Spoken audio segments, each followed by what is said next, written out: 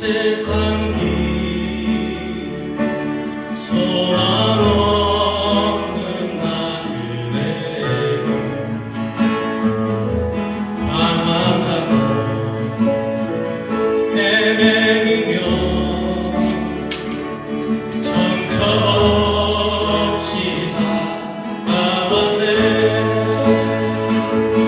의지할 것 없는 이가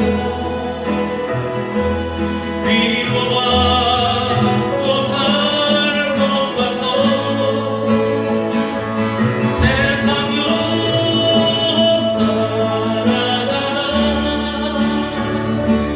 모든 것을 다 잃었네. 무거운 짐 등에 지고 쉴 곳 없어 애써보는 것 쓰러지고 넘어져도 위로할 자 내겐 없었네. 세상에서 버림받고 귀한 세월만 살다가 아버지를 만났을 때 죄인이 붉게 달았네. 눈물로서 회개하고 아버지의 품에 안기며 죄악으로 더럽히고 십자가에 못 박았네.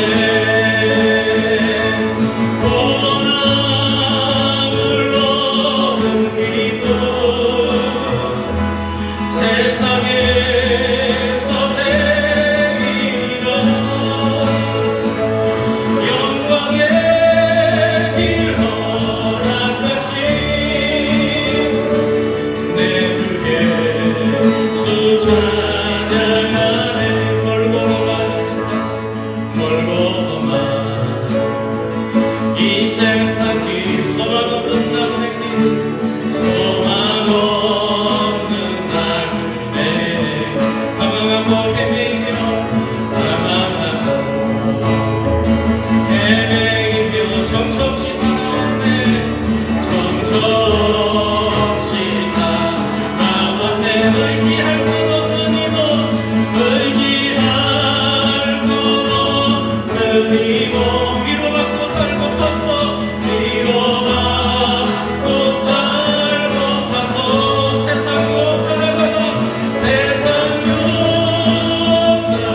따라가다 모든 것을 다 잃었네. 모든 것을 다 잃었네. 무거운 짐 등에 지고 무거운 짐 등에 지고 쉴 곳 없어 애처롭고 쉴 곳 없어 애처롭고 쓰러지고 넘어져도 위로할 자 내겐 없었네. 위로할 자 내겐 없었네. 세상에서 버림받고 세상에서 버림받고 귀한 세월 감당하다 귀한 세월 감당하다 아버지를 만났을 때 죄인임을 깨달았네. 죄인임을 깨달았네. 눈물로서 회개하고 아버지의 품에 안기며 아버지의 품에 안기며 죄악으로 더럽히고 더럽히고 십자가에 못 박았네.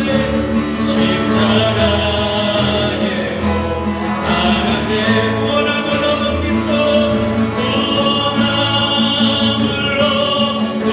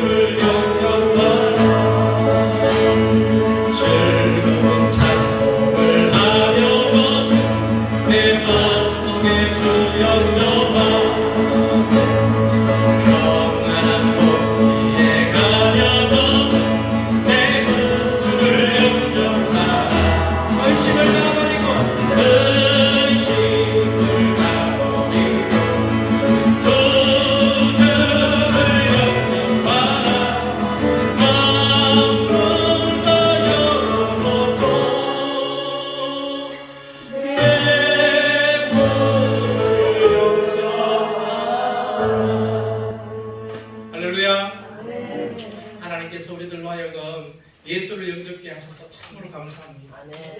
예수 믿으니까 천국 가게 하셔서 감사합니다. 그죠? 하나님의 사랑을 사모하는 하나님의 평안을 바라보는 너의 모든 것 창조하신 우리 주님이 너를 얼마나 사랑하시고 하나님께 찬양과 하나님께 찬양과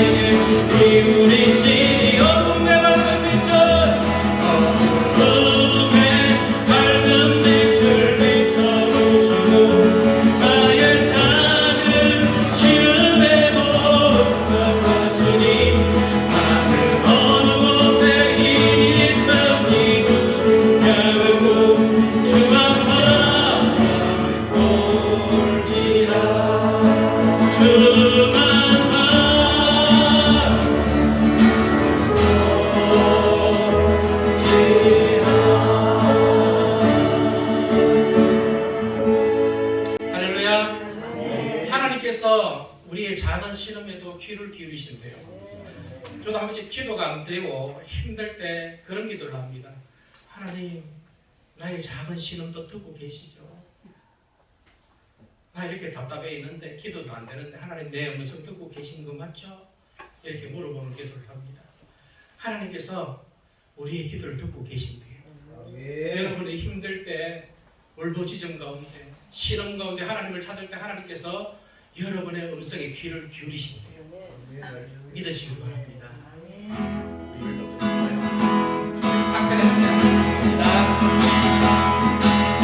삭들에 삭혀요 내 마음의 사랑이 삭들에 삭혀요 내 마음의 사랑이 밀려오는 파도처럼 밀려오는 파도처럼 내 마음의 사랑이 삭들에 삭혀요 내 마음의 사랑이 내 마음의 기쁨이 삭들에 삭혀요 내 마음의 기쁨이 삭들에 삭혀요 내 마음의 기쁨 밀려오는 파도처럼 밀려오는 파도처럼 내 마음의 기쁨이 삭들에 삭혀요 내 마음의 기쁨 내 마음의 감사가 삭들에 삭혀요 내 마음의 감사가 삭들에 삭혀요 내 마음의 감사가 밀려오는 파도처럼 밀려오는 파도처럼 내 마음의 감사가 삭들에 삭혀요 내 마음의 감사 내 마음의 사랑이 삭들에 삭혀요 내 마음의 사랑이 삭들에 삭혀요 내 마음의 사랑이 밀려오는 파도처럼 밀려오는 파도처럼 내 마음의 사랑이 삭들에 삭혀요 내 마음의 사랑이 손을 높이 들고 주를 찬양합니다. 손을 높이 들고 주를 찬양 높은 곳을 향해 주를 찬양 모든 만물들은 주를 찬양하라. 왕의 왕이신 예수 왕의 왕이신 예 다스리시는 예수 다스리시는 생명 있음을 찬양해 생명 있음을 찬양해 할렐루야 주 찬양 할렐루야 주 찬양 할렐루야 주 찬양 생명 있음을 찬양해 찬양해 할렐루야 주 찬양 할렐루야 주 찬양 생명 있음을 찬양해 오늘 높이 들고 주를 찬양 오늘 높이 들고 주를 찬양 높은 곳을 향해 주를 찬양 모든 만물들은 주를 찬양하라. 왕의 왕이신 예수 왕의 왕이신 예 다스리시는 예수 다스리시는 생명 있음을 찬양해 생명 있음을 찬양해 할렐루야 주 찬양 할렐루야 주 찬양 할렐루야 주 찬양 생명 있음을 찬양해 할렐루야 주 찬양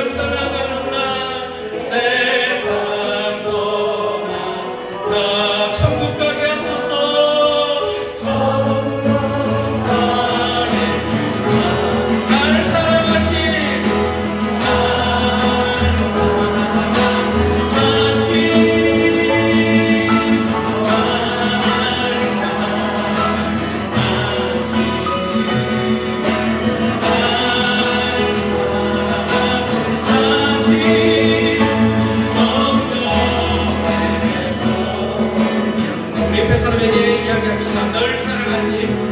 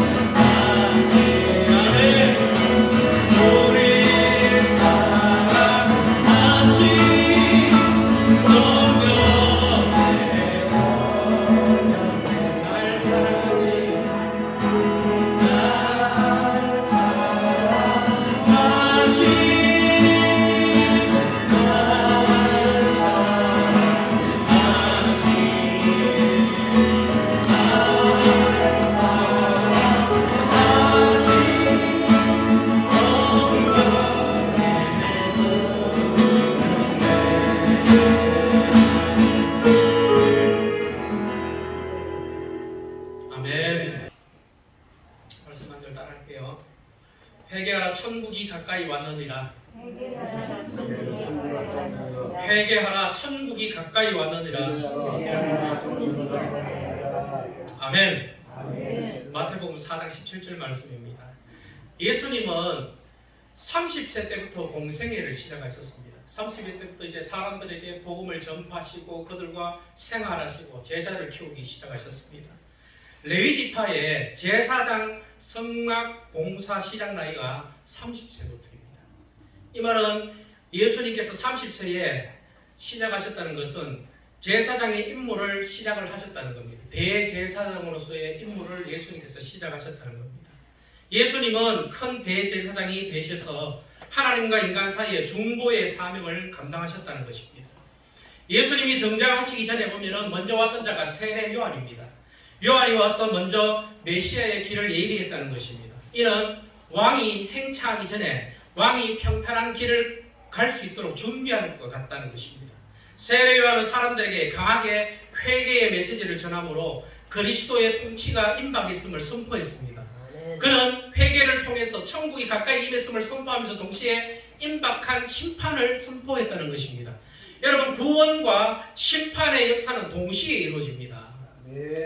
노아 때 40일 홍수 심판은 모든 인류에 대한 하나님의 심판인 동시에 노아 가족에 대해서는 구원의 순간이었다는 것입니다. 지난주 말씀을 잠시 복기해 보면요, 예수님께서 성령에게 이끌려 마귀에게 시험을 받으러 광야로 가사 40일을 밤낮으로 금식하시고 그 이후에 굶주리신 예수께 마귀가 나타나서 시험을 합니다. 첫째 시험이 뭡니까? 네가 만일 배가 그렇게 굶주려갖고 배가 고픈데 네가 하나님의 아들이면 하나님의 아들을 포기한 그것들을 내려놓고 다시금 하나님의 아들로 돌아가서 이 돌들로 떡덩이가 되게 하라, 이렇게 시험한 겁니다.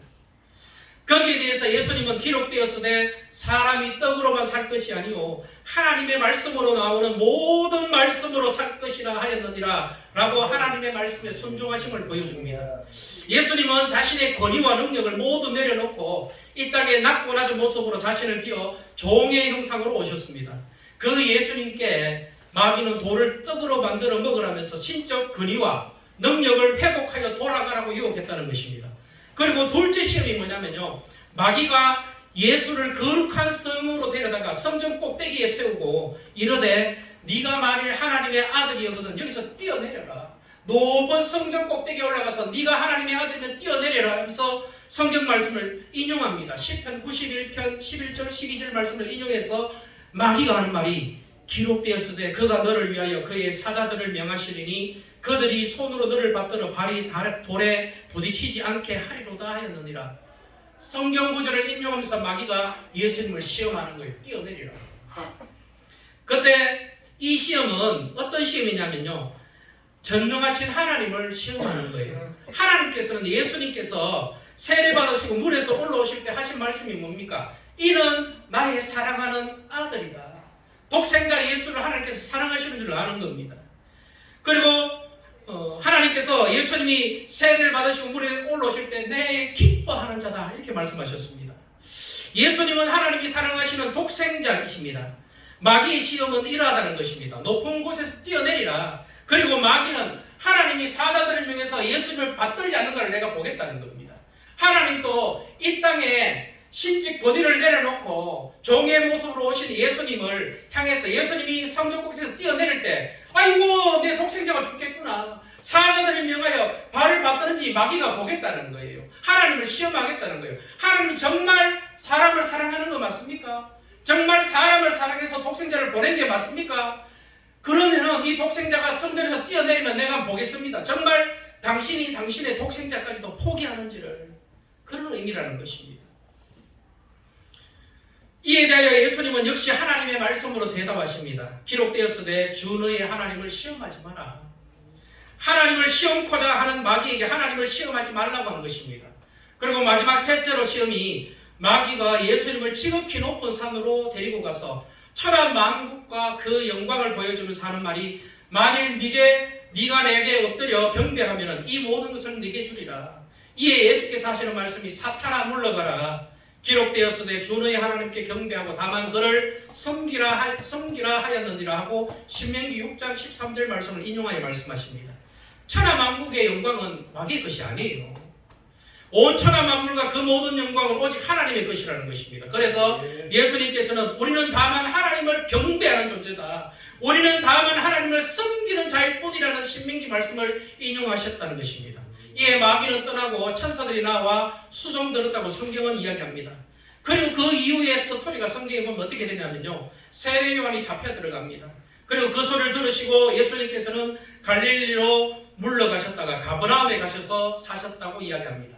그리고 이때부터 비로소 예수님께서 세상을 향해서 외치기 시작하십니다. 그 첫 외침이 오늘 우리가 읽었던 본문입니다. 회개하라! 천국이 가까웠느니라. 이렇게 외치기 시작했다는 것입니다. 세상을 향한 공식적인 첫 선포가 바로 오늘 읽었던 말씀 마태복음 4장 17절이라는 겁니다. 회개하라, 천국이 가까이 왔느니라. 회개하라, 하나님의 나라가 가까이 왔느니라. 즉 하나님이 다스리시는 정의와 평화의 나라가 비로소 이제 임했다는 것입니다. 오늘 우리는 이 회개와 천국이 같은 선상에 서 있는 것을 볼 수 있습니다. 회개한 자가 천국에 가는 거예요. 천국에 있는 자는 회개한 자라는 의미입니다. 회개는 가던 길을 돌이킨다는 의미가 있습니다. 가는 길을 돌이키다. 잘못된 길로 가는 것을 돌이켜서 돌아온다는 의미라는 겁니다. 생각과 마음을 바꾸어서 하나님께로 나아간다는 의미가 바로 회개라는 것입니다. 즉 회개란 자신이 죄인임을 깨닫고 자신의 죄에 대하여 슬퍼하며 아파하며 죄를 버리고 하나님께로 돌아가기로 결단하며 삶의 태도를 고치는 것을 의미한다는 것입니다. 회개는 성경에 보면 크게 두 가지로 생각할 수 있습니다. 첫째 하나는 우리가 하나님을 향해서 우리의 시선을 돌리고 하나님의 긍휼하심을 바라며 우리의 삶을 이제는 나 중심, 죄에서 돌이켜 하나님 중심으로 살겠습니다 라고 우리 자신을 하나님의 통치 아래 두는 회개가 첫 번째 회개입니다. 이것이 어떤 회개입니까? 우리가 처음 예수님을 영접할 때 하는 기도예요. 예수님, 제가 예수님을 떠나 살았습니다. 하나님, 제가 하나님을 떠나 살았습니다. 이제는 돌이켜서 예수님을 내 마음에 영접하고 예수님이 나의 주인 되심을 내가 고백합니다는 그 회개가 바로 천국에 이르는 회개라는 것입니다. 그리고 두 번째 회개가 있는데요. 그것은 성화의 과정으로 믿는 자들이 매일 자신의 허물과 죄를 고백하고 거룩한 삶으로 돌이킴으로써 점점 하나님을 닮아가게 하는 회개가 있다는 것입니다. 오늘 읽었던 회개하라 천국이 가까웠느니라는 첫 번째 회개입니다.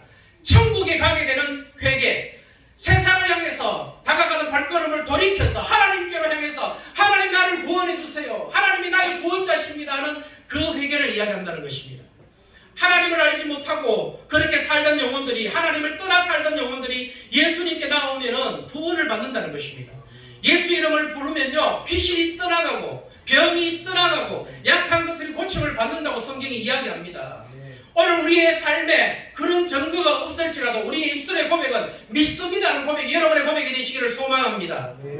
공생의 첫 공식 선포가 회개하라 천국이 가까이 왔느니라는 말씀, 이 말씀은 예수님이 우리에게 천국을 주시기 위해서 오셨다는 것을 의미한다는 것입니다. 하나님의 마음은 우리에게 천국을 주시고자 하는 마음이라는 것입니다. 천국을 주고 싶어서 견딜 수 없어 하시는 하나님 기억해야 됩니다.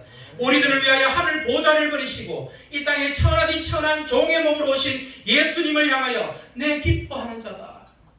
세상 사람들을 구원하기 위해서, 세상 죄를 짊어지기 위해서 이 땅에 내려온 어린 양 예수를 바라보면서 하나님께서 하신 말씀, 나의 기뻐하는 자다, 나의 기뻐하는 뜻을 이루는 자다 하신 그 하나님의 사랑을 우리가 오늘 깨닫기를 소망합니다. 어떤 사람들은요, 회개가 완벽하지 않으면 구원을 받지 못한다고 하는 사람도 많이 있어요. 그렇게 믿으면요, 우리는 교회 갈 때마다 두려움에 떨어야 됩니다. 조금만 잘못하면요, 지옥 가는 줄 알고 살아요. 헌금 조금만 안 하고 좀 부실하게 하면요, 내가 지옥 갈 거라고 그렇게 느껴진다는 것입니다. 주일 성수 하루 못하면요, 아이고 나는 지옥 가는구나, 이렇게 느낀다는 것입니다.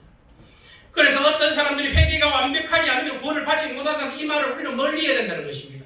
마음 가운데 그들은 조금이라도 죄가 있다면 그는 제대로 회개한 것이 아니라고 말합니다. 한데 여러분 성경을 읽어보면요, 우리는 예수님의 행적을 성경을 통해서 볼 수 있습니다. 예수님 앞에 나왔던 수많은 죄인들을 여러분 기억해 보십시오. 예수님께 나왔을 때 예수님께서 그들에게 하신 말씀이 뭡니까? 그래, 네가 나았다. 너의 믿음이 너를 구원했다. 너의 믿음이 너를 고쳤다.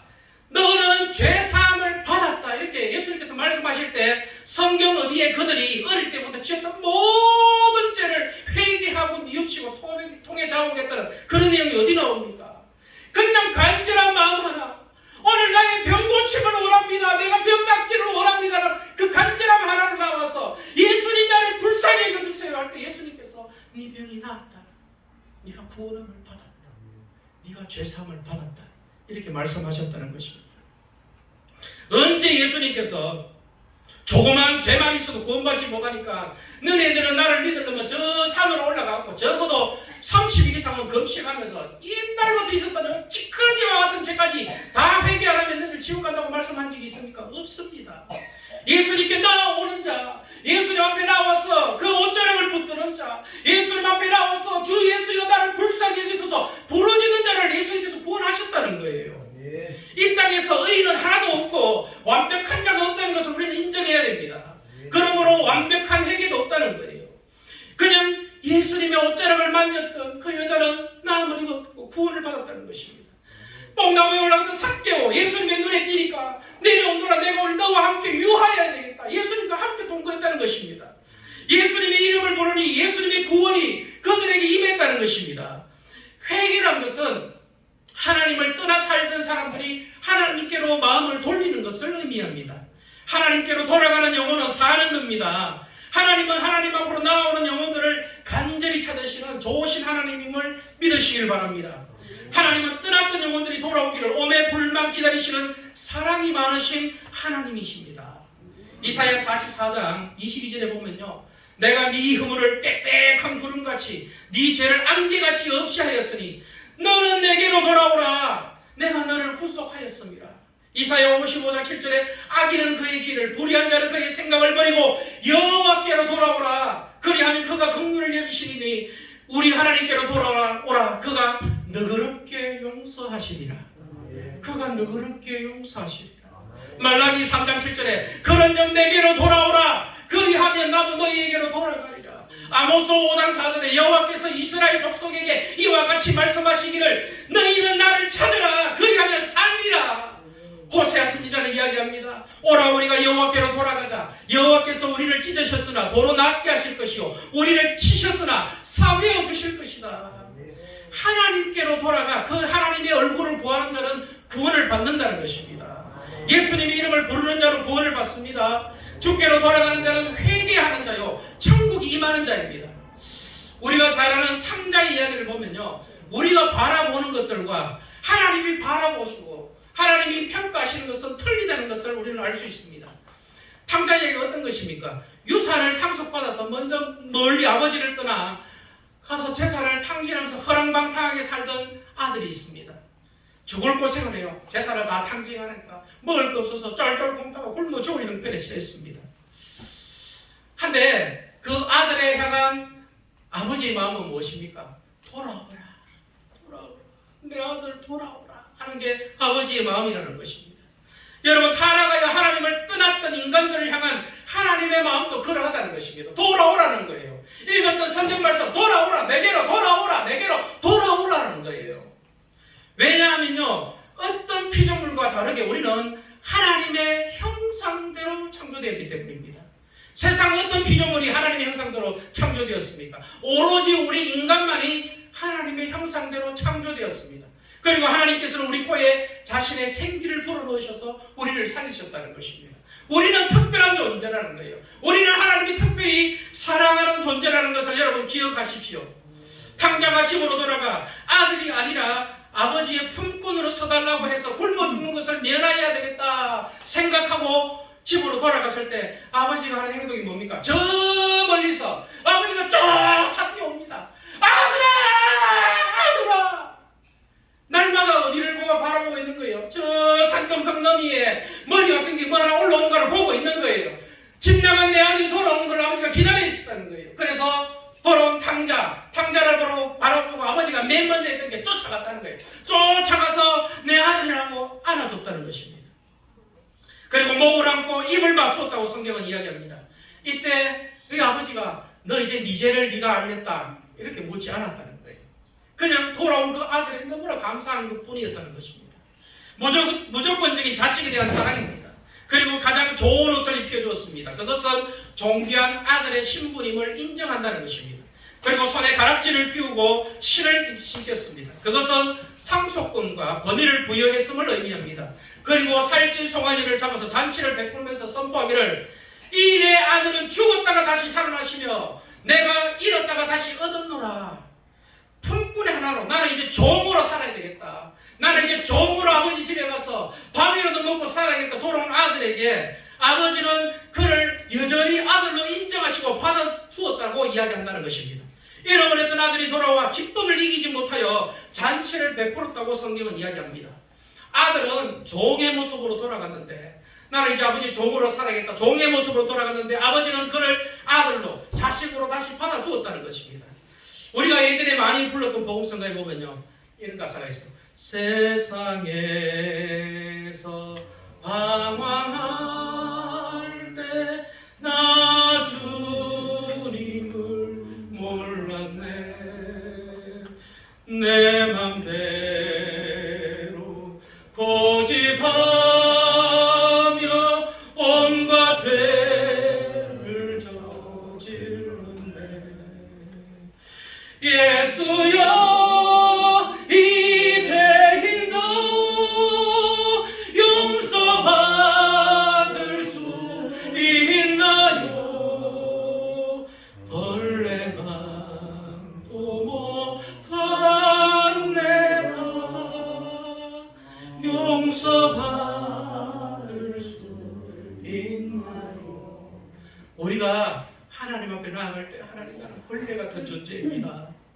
나는 벌레 같은 존재입니다. 이렇게 나아가는데 사랑이 많으신 하나님은 아니다. 너는 벌레가 아니다.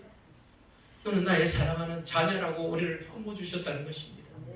예수님의 공생의 사역의 시작은 우리들에게는 천국이 임함을 이야기하지만은 예수님한테는 회개하라 천국이 임하였느니라 사역의 시작이 고통의 순간이 다가옴을 이야기한다는 것입니다. 오늘 읽었던 본문에 회개하라 천국이 가까이 왔느니라라는 선포는 우리에게는 축복의 메시지이지만 예수님으로서는 고난의 열차에 이제 탑승하거나 집에 없다는 것입니다. 몇 년 후 다가올 십자가의 그 처절한 죽음을 향해서 출발하는 처절한 외침이라는 것입니다. 우리가 다만 알아야 할 것은 죄 많은 우리가, 부족한 투성인 우리가, 감히 예수님 앞에 벌레와 같았던 우리가 예수님의 불쌍히 여기심을 받았다는 것입니다. 그리고 예수님은 찾아온 일을 거절치 않으시고 고쳐주시고 제사함을 주시고 구원하셨다는 겁니다. 에베소서 2장 8절 9절에 보면은 너희는 그 은혜에 의하여 믿음으로 말미암아 구원을 얻었나니 이것이 너희에게서 난 것이 아니요 하나님의 선물이라. 행위에서 난 것이 아니니 이는 누구든지 자랑치 못하게 함이니라. 여러분, 구원은 우리로 인해서 이루어진 게 아니라는 사실을 믿으시기를 바랍니다. 하나님께서 주신 거예요. 구원은 완벽한 회개를 하였다고 자랑하는 자가 있다면 그는 그의 회개의 행위로 자신이 구원받았다고 자랑하는 거예요. 그냥 자신이 회개를 많이 했다고 해야지 자신이 완벽한 회개를 했다고 하는 자체가 하나님 앞에 불경한 표현이라는 것입니다. 우리는 우리 스스로 어떤 행위를 했으라도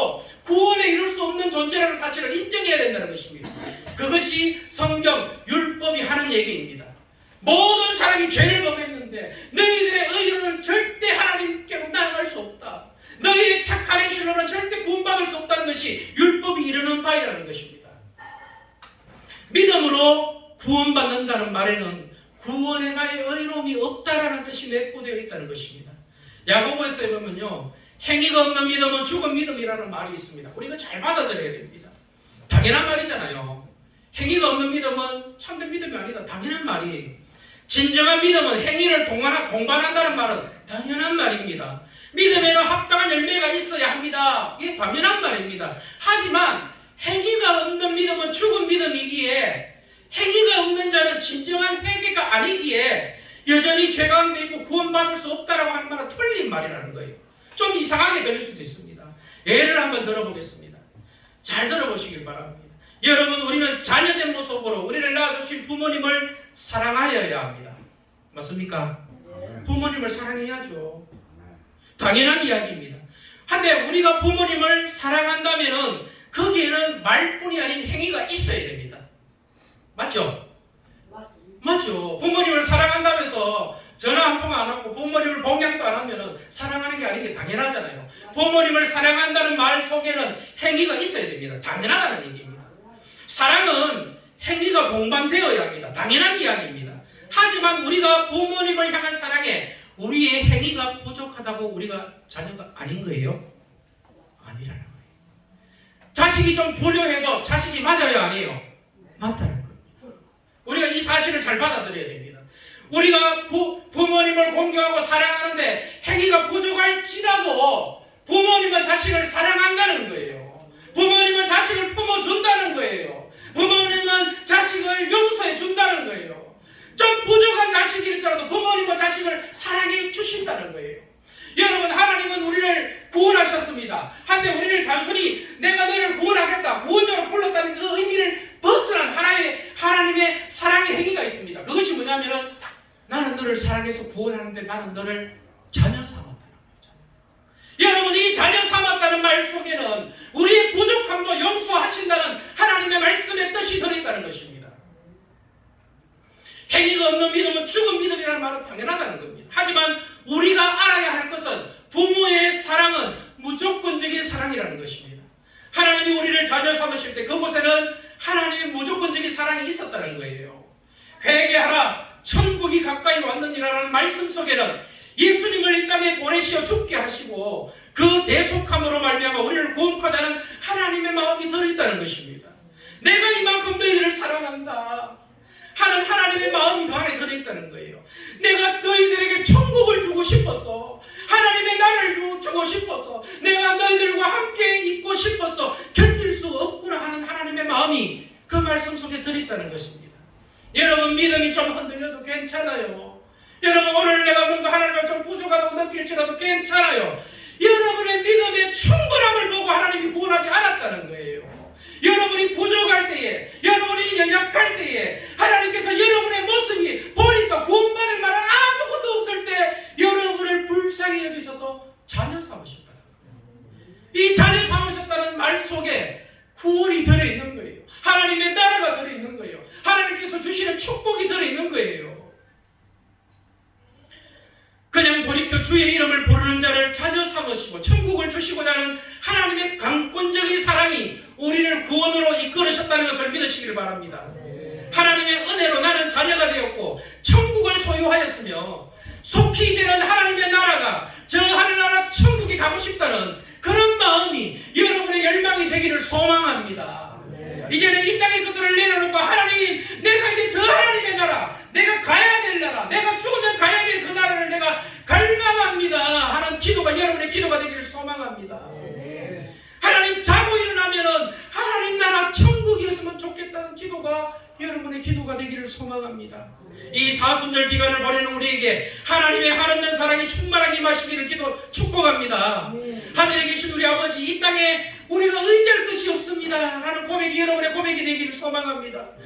우리를 돌이키게 하시고 자녀 삼아주셔서 하나님 너무나 감사합니다라는 그 고백이 여러분의 고백이 되기를 소망합니다. 오늘 또 회개함으로 예수님의 보혈을 의지하여 나아가니 하나님, 나를 불쌍히 여겨주세요.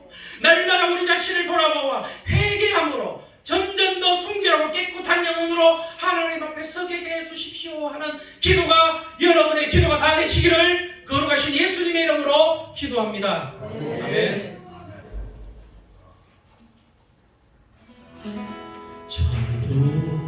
천부양을 지어소서 선을 옵니다.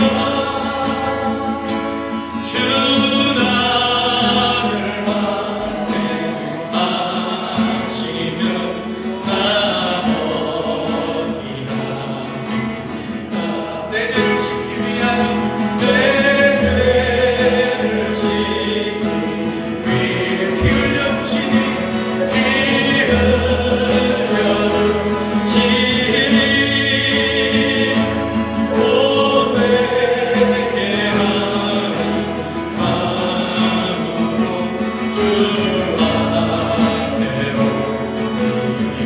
전부터 계신 주 영축을 영원을 오늘 모여서 구해 주시니 모여로 구해 주시고 살아가는데 내 죄를 씻기 위하여 내 죄를 씻기 위해 흘려 주시니 피 흘려 주시니 고백하는 것 고백해라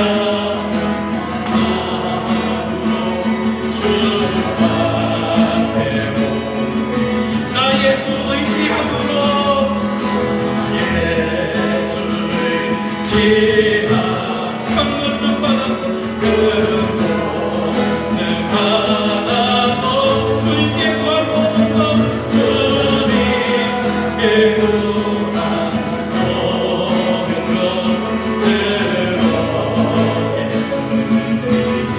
내 죄를 씻기 위하여 내 죄를 씻기 위하여 피 흘려